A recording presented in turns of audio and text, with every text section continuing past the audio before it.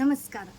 ಒಮ್ಮೆ ಒಂದು ಗ್ರಾಮದಲ್ಲಿ ಬುದ್ಧ ತನ್ನ ಶಿಷ್ಯರೊಂದಿಗೆ ಬೋಧನೆ ಮಾಡ್ತಾ ಇರುವಂತಹ ಸಂದರ್ಭ ಒಬ್ಬ ವ್ಯಕ್ತಿ ಬಂದು ಅವಾಚ್ಯ ಶಬ್ದಗಳಿಂದ ಬುದ್ಧನನ್ನು ಚೆನ್ನಾಗಿ ಬೈತಾನೆ. ಆದರೆ ಬುದ್ಧ ಅದಕ್ಕೆ ಯಾವುದೇ ರೀತಿಯಲ್ಲಿ ಪ್ರತಿಕ್ರಿಯೆಯನ್ನು ನೀಡದೆ ಶಾಂತವಾಗಿ ನಗುತ್ತಾ ಕುಳಿತುಕೊಂಡಿರ್ತಾನೆ. ಆಗ ಆ ವ್ಯಕ್ತಿಗೆ ಆಶ್ಚರ್ಯ ಬುದ್ಧನನ್ನು ಕೇಳ್ತಾನೆ, ನಾನು ಇಷ್ಟು ಬೈತಾ ಇದ್ದೀನಿ, ನಿನಗೆ ಸಿಟ್ಟು ಬರ್ತಾ ಇಲ್ವಾ? ನನಗೆ ತಿರುಗಿ ಬೈಬೇಕು ಅಂತ ಅನ್ನಿಸ್ತಾ ಇಲ್ವಾ ಅಂತ.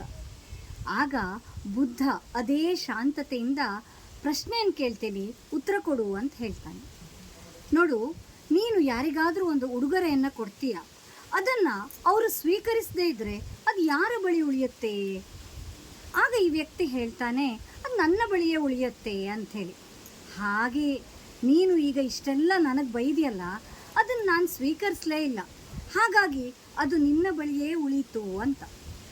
ಆಗ ಆ ವ್ಯಕ್ತಿಗೆ ತನ್ನ ತಪ್ಪಿನ ಅರಿವಾಗಿ ಬುದ್ಧನ ಪಾದಕ್ಕೆ ಬಿದ್ದು ಕ್ಷಮೆಯನ್ನು ಕೇಳ್ತಾನೆ.